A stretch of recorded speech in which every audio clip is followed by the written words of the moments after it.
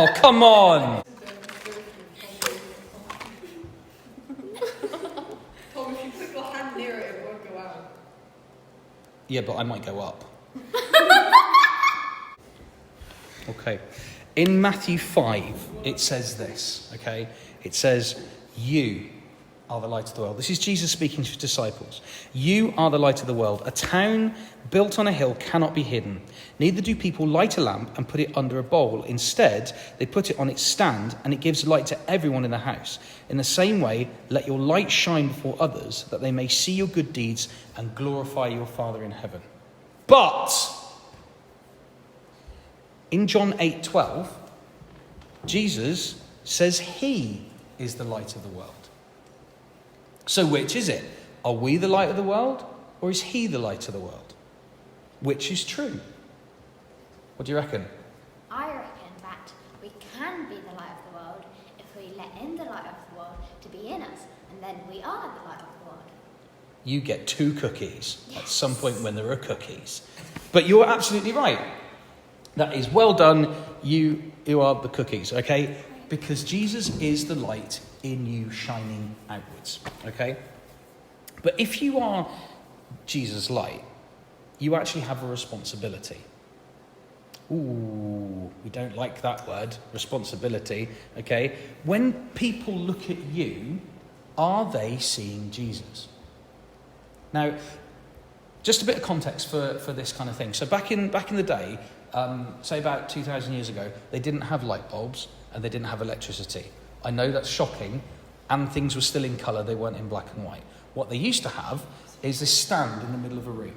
Okay, when it got dark, the stand would be, I don't know, about that height, whatever, and the light would go on there because the light would be in the middle and it would shine in the room. Okay, so basically instead of them having light bulbs that were up, that they turned light on, they had a light in the middle.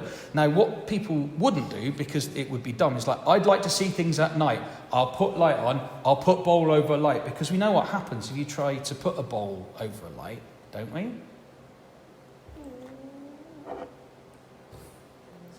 Magic.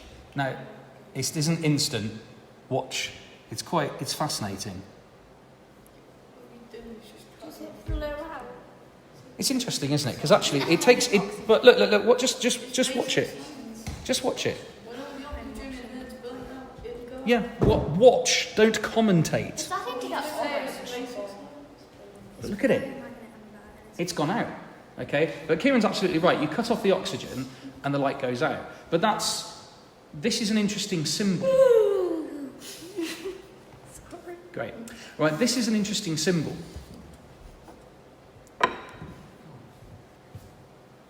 Let me kind of backtrack a little bit.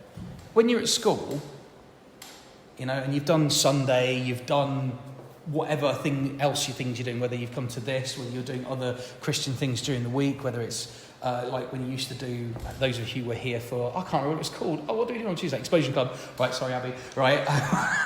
And all that kind of stuff. Do you effectively put a bowl over your light when you are not in the Christian realm? Because it can be quite difficult to shine your light when you are the only light out there. I know what that's like. I was the only Christian at my school the 7 years that I went to it, right? From year 7 all the way through 6th form, the only Christian, right? But I was a bit of a pious one. So, I'm talking about giant crosses and, yeah, all sorts, like big wooden cross. People used to know me like, there was a lad who used to bully me and he used to call me Jesus, like that. Obviously looking back and hearing that voice, you're kind of like, okay, dude, maybe elocution lessons. But it can be quite difficult to be the only one believing in a world that just doesn't. When you're trying to live your life in a certain way, or you know that it's right, but also what's really hard is when you stand out and you just want to be part of the crowd. It's difficult. I get it, right? I get it. It's not something that I ever really cared about myself, but I can see that it's a thing, okay? Page 2. In our lives, we sort of dance backwards and forwards, right? Just like that, right? Backwards and forwards, going towards God, coming away from God. So how many times, rhetorical now, those of us, are we good rhetorical? Are we I there? learned it in English. Excellent, okay, right, okay.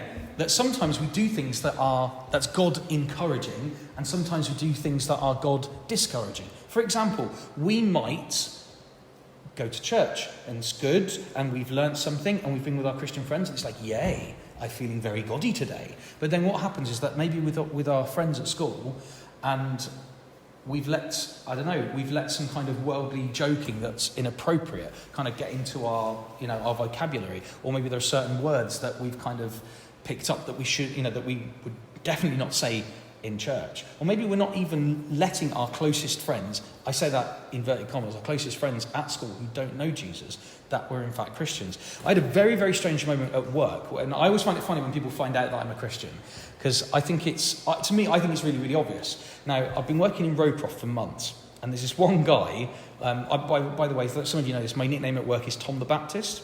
I didn't make it up, they gave it to me. Right.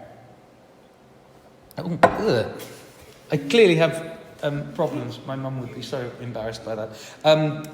So I'm there, and somebody calls me Tom the Baptist, and this other guy, who's like one of the furniture shop managers, was kind of like, "What's this?" He goes, "Well, like Tom's like a Right, he said, "Oh, like Tom's a Christian." He went, What is this? What? Is this something we're supposed to know?" And it was like, well, it's kind of like the biggest thing about me. Apart from my stomach. It's like the biggest thing about me, God is incredibly important to me, and I am really happy to lose friendships if it means the glory of God. Genuinely, I am, right? Now, there are certain things that I'm not saying that I've got it sorted, but what I do know is that I need to shine my light, because God has made me to be, I'm going to do it. It's going to light. Don't you dare. But you've got the light that needs to be encouraged, okay? What I would say this is to cultivate the light, right? What that means is that do things that are going to make your light shine brighter, okay? Are we going to be perfect all the time? No, of course not. No, right? We're going to make mistakes. We're going to do things that we're going to kind of go, I've messed up again.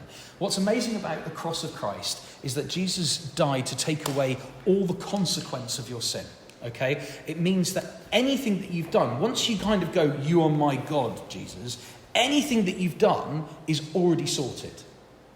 It's done. It's sorted, okay? I mean, you can argue, well, why do we need to live for him? Because it's flipping Jesus, okay? Jesus is God. He is the most satisfying part of living life. We were created to worship him, to follow him. Do you know, I once heard a story. Now, before I say this, sometimes you might think, Tom, you say the same things all the time. I hope that this story illustrates exactly my point, okay? And I want you to hear me right, and I want you to hear this from a position of love, okay? There was once a pastor who came to this church, a new pastor, who came in and he preached a message, and everyone was like, good message, that was really good, very, very good. Next week, he comes back and preaches exactly the same message, almost word for word. People are like, still a good message? Yep, okay. Third week coming, he preaches the same message. So what happens, one of the elders takes him aside, it's like, Pastor, you realise that you've preached the same message 3 times in a row? And the pastor said, well, yeah, I'm still waiting for you to learn the lesson. Right? It's like teachers in school, okay? Now, there is something that I'm incredibly passionate about. And it's, hopefully, this will illustrate the point, okay? Let's forget about hiding the light, shall we? Because we don't want to do that. We don't want to do that. Being a light on your own is really, really hard, okay? And sometimes we have to be the light on our own, whether it be in school or situations where there just isn't anyone else around. What would happen if there was more light? Come on, you know you want to.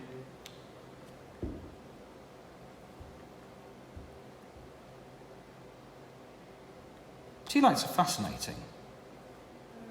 Did you know that in pitch darkness, one tea light can be seen from 34 miles away? That's how powerful light is. I mean, I don't know what the the whole kind of light distance thing is, because I'm not that sciencey. But I kind of think, I can even feel it from here. That's not lit yet. No, it's not right. I can actually feel it from here, the warmth from more candles being next to each other. So it's taken a little while. But genuinely, I can actually feel it. And it actually smells a bit Church of England. But I can actually feel the warmth from the light being closer together. What do you think this is a symbol of, kiddies? Light. Somebody said it. Church. That was me. Well done. Okay. This is more warmth. This is more encouraging. In fact, the heat from each other is actually encouraging more light together. Right? If you want to go on with Jesus, don't give up on church. Don't give up being part of a fellowship. And it's not just about going somewhere, right? It's about being literally a part of it. Think of a puzzle piece. It's got lots of nubbins and anti-nubbins. I don't actually know. I know they've got proper names, but I don't know what those names are, right? But you know, a puzzle piece has a bit that kind of, can only slot in one part. Innies and outies, just like belly buttons, right? Okay. The belly buttons of Jigsaw, okay? Each of us are one of those things, okay? Each of us are either an innie or an outie. And we actually connect to one another, okay? Because sometimes we can be a little bit like this. And the church is sort of here, and we're sort of here. And we can kind of get similar to the warmth here. But actually, you really need to be a part of it. Because when you're connected to it, you can encourage one another. Do you know, just because you're young doesn't mean that you can't pray for one another, or ad hoc, right? It doesn't mean that you can't actually ask each other stuff about the Bible. It doesn't mean that you can't worship together. Yes, I'm actually encouraging you to be mature, but you remember earlier when I said, if you say that you're going to be a Christian, I'm going to believe you. Well, I'm going to believe you. This is what Christians do. This is how we live for Jesus. We get lit together, which I know has a completely different message outside of that, right? Okay, but you know what I'm saying, right? You understand? Do you see what I'm saying here today? Yeah? Don't stick your light under a bowl. That's dumb. Be part of something, okay? Be part of God's church. Does that mean you have to go to a particular place? No, but it does mean you need to connect in like family.